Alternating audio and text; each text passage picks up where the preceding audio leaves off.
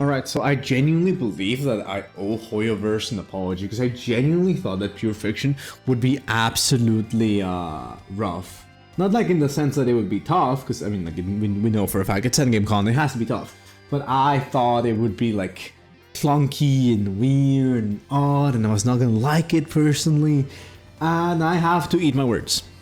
Genuinely, this game mode picked the best from every other Pure Fiction-like event we've had in the past, such as Mr. Shi Yan's stories and that like one event from Simulated Universe, where I believe like the second level was where you like got blessings from Ruin Me immediately.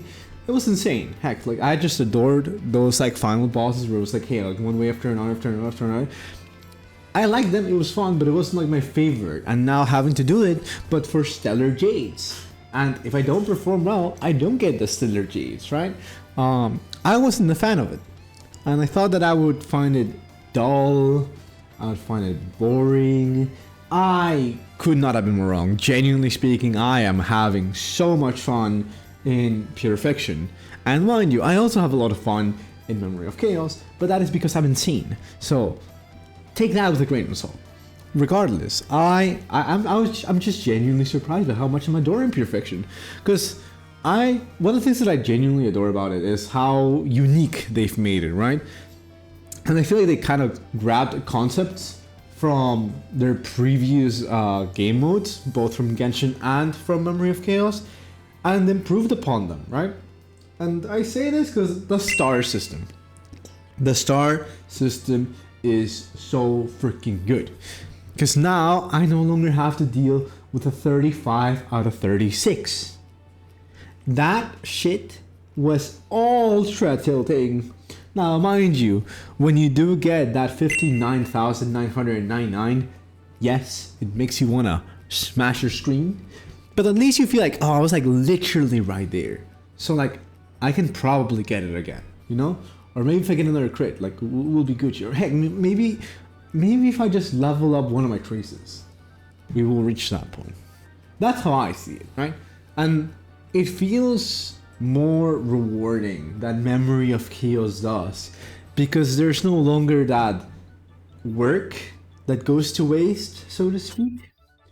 Because you're able to see how far, like, you know, you've reached based on like your points, but there isn't incomplete landmarks, right? Every time you reach a certain point in points, you're always being rewarded. But when you reach certain thresholds, that's the word I was trying to look for, in Memory of Chaos, it's like, oh look, you did it, you're like a third of the way there, keep going. And that hurts. No, that legitimately freaking hurts. Especially with how much you gotta do sometimes in Memory of Chaos.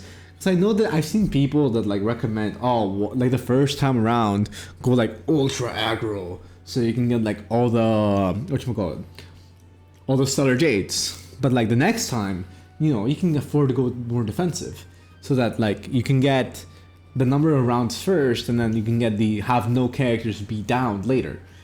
Like it works. I mean, I've done that before. I'm guilty of doing that kind of playstyle before, because I couldn't beat certain enemies. But having to do the same level again, twice, it can get very dull. Especially because, like, you know, those twice attempts have like other attempts ongoing, where, oh, your character died too quick, oh, you didn't do it in time, oh, we gotta do it again, oh, I didn't crit, oh, like this character took 9 out of 10 freaking like turbulent like attack buffs that like deal like 5% of HP of the enemies. I'm still tilted about that one from this current Memory of Chaos. But regardless of it all, it's been great. And I feel like, oh, this is like the other thing I adore about Pure Fiction, the fact that you can customize it. Whoever cooked in the Hoyoverse kitchen, whoever cooked in that Star Rail cuisine, legitimately did such an amazing job. Because being able to customize your own gameplay, specifically for like certain team comps that you might run, is absolutely wonderful. Mainly because I have adored using like the ultimate buff on my team with Argenti, because he's gonna ult every single moment, and I made sure of that because I'm using Ting Yun and I'm using Wahua. So no matter what, my brother in Christ is gonna be ulting over and over and over and over and over again, and I adore that. However, in other team comps, such as my Himiko and Words Kafka team, legitimately I would much rather bring in my, whatchamacallit, like not bring in, but choose the other buff, the excitation buff, because it just makes enemies spawn already with a shatter potentially, and then there's like always chances of them to like explode back to back to back, and then like, you know, that explosion of that guy that just came in and like slaying another enemy, and it's just great.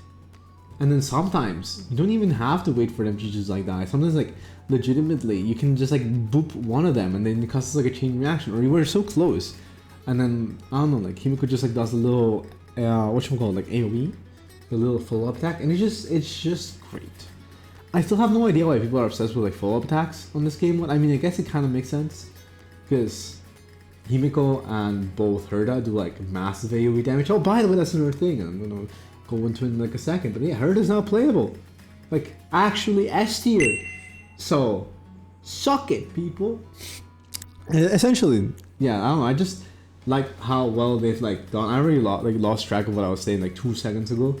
Clearly an ADHD moment, because I really need to words. I really need to like try and figure out how I'm gonna like phrase a few of these things. Right now I'm like doing like an ad lib. Usually I have like my thoughts be separated in little pieces. So apologies that this is like much more convoluted and all over the place than usual. My thoughts are just running wild. So we're gonna continue on with the Herda thing, but yeah, no, like Herda's not considered like an S tier. So much so to the point that, like, legitimately speaking, oh boy, Brightwin had to fucking change their whole tier list system because it was flawed. Yes, I even said it like that. Their whole tier list system before was flawed, because they were literally were saying like, oh no, like these characters are useless. Like, no, there's just nothing in the meta to benefit them right now. They used to say Clara was like a B tier, and I'm like, that's not the case. Clara can legitimately destroy shit. I've been running Clara for so long with Watcha and cleared content like no other. So it's just that the meta wasn't favoring Clara. Now the meta does, and boy oh boy, she's like high up on the list. That doesn't test how good the characters are, and some people take it like gospel. Some people are like, oh no, that character's bad, because Private says they're like B tier. It's like, they're B tier right now, my brother in Christ, but they're not B tier as a whole. They can like be good in other metas. Heck, on the very beginning, I used to run like so much Sushan because there were so many physically weak enemies that I was just having a field day. It was great. I want more physically weak enemies to like come back, because like I just adore being able to just weakness break them and delete them and just get free turns and get free speed. Anyways, I feel like I'm ranting now, but like I'm just glad that like Herta now has like a high place up on the tier list, because erudition is meant to do damage, and if these characters that are erudition are not doing enough damage, then it feels bad. Also, Serval got placed high up. I have not tried Serval. I should probably try Serval, because I do have a semi-built Serval, and you know what? I was struggling a little bit on like some levels, and I might want to give him a little bit of a retry now that I just like remember that. Huh? The more you know. Anyways, I feel like I'm rambling on for too much, but I genuinely do encourage you all to try Memory of Chaos. Some characters, again, that like might feel unconventional before in Memory of Chaos have been amazing in Pure Fiction. So Pure Fiction has just been absolutely beautiful. I'm having so much fun. I'm having legitimately so much fun, and I genuinely did not think I would be saying these words. Anyway, I'm waiting for Dr. Ratio though. So Dr. is going to be absolutely worthless in Pure Fiction, but he's going to be amazing in Memory of Chaos. I hope next patch, because they got to make him playable and like viable, right? Even if he isn't, I'm still going to like want to like play so much of him, because he is such an asshole that I adore him. I'm also going to go for his icon. So yeah, whale moment. I'm sorry, but like I can't ignore that rubber ducky. I just need that rubber ducky. Not even like him in the bathtub. I just want to have the artwork of the ducky.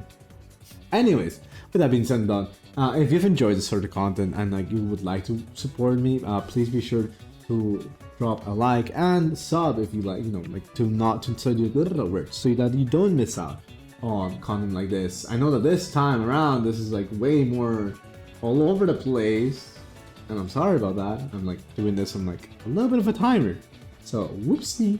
But no, again, like genuinely, thank you for watching this video and like here on my rambling similar to this one. So with that being said and done, I hope you'll have a wonderful rest of your day, or night, or morning, whatever time zone applies to you, and I'll see you on the next one. Bye.